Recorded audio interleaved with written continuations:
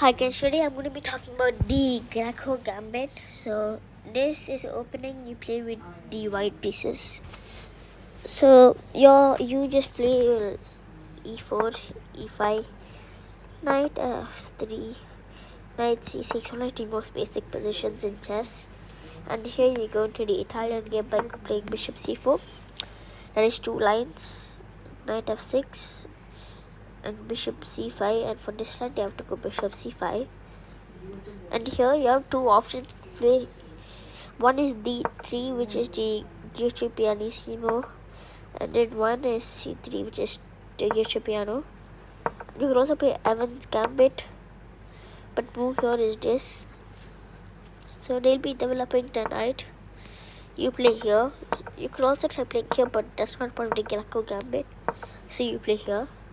He takes, you take. Playing here is very passive and also blocks your pawn. Playing here is very passive. So pretty much the only good move here for black pieces is here. And now you block.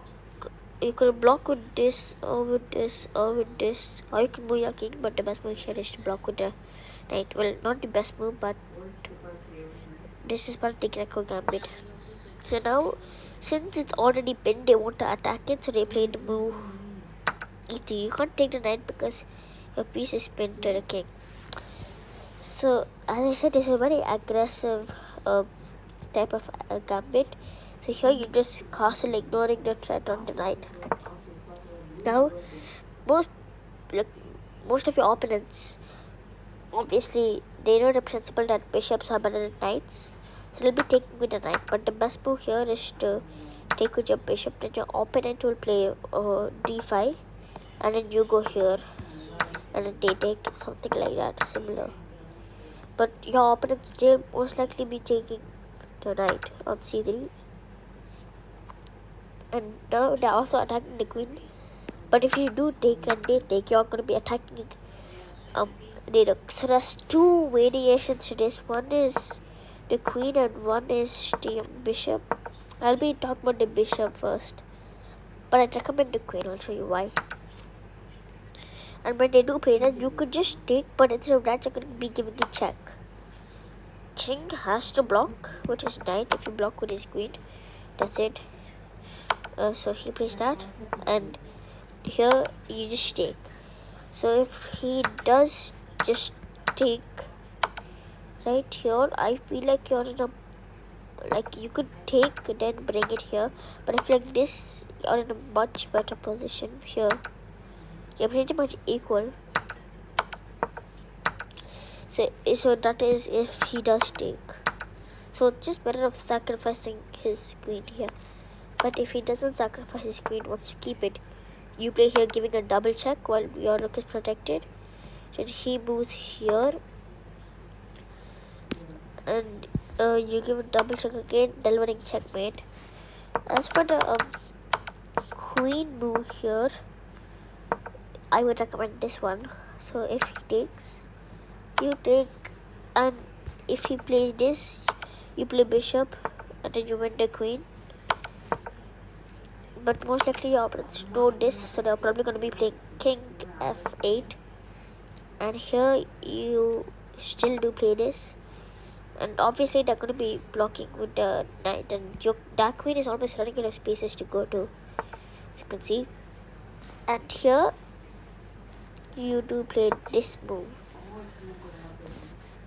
and if they just play some random move like this, you can usually go here. Or if they want to save the bishop, it's forced checkmate because they think you're going to be hanging a bishop, but there's a two-way checkmate here, because even if they do take your knight, it's still checkmate. So yeah, I think there's another variation here. I think it's the variation is this. So if they do play this move, you can just go over here, threatening it, checkmate again. And okay, let's say they play this, trying to distract this. You just have checkmate. I don't think that's the right move actually. Wait, I actually forgot. Oh yes, this is the move. And if they do play this, all you have to do is just play this move, threatening, well, the bishop, and that's it. They play not, I don't know, any move like this. They take, you take, you take. You're just in a winning position here, threatening checkmate on f7. So let's say they play this move.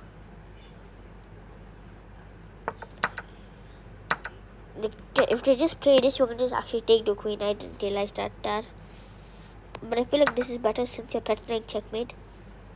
But actually, no, I feel like this move is better because they recapture and you take back, and you're just winning by what, 3 points here, and this thing is literally trapped.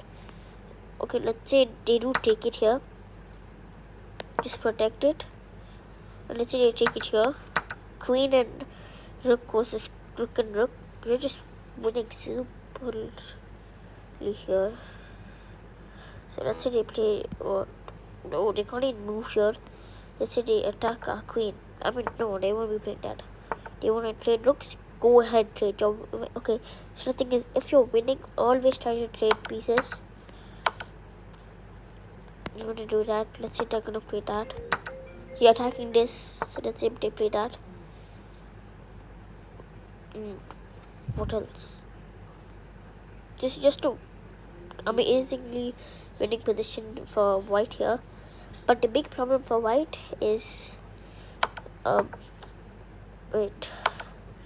So if you play I'm just gonna play some random moves here. And let's say he just plays here. Now that is a back crack checkmate is trend, okay? So whenever you're in like a queen versus rook position, make sure always to play g3 or h3 or f3. I'd recommend g3. It's a really nice position for your king. So the big problem here for you is that you're under a lot of pawns. So if you actually do play this move, that's just really bad for you. If you don't play this move and let's say what you push this pawn or something, he plays this, and pretty much your only move to survive in this game is to give the queen away. Now he's just winning into pawn on game.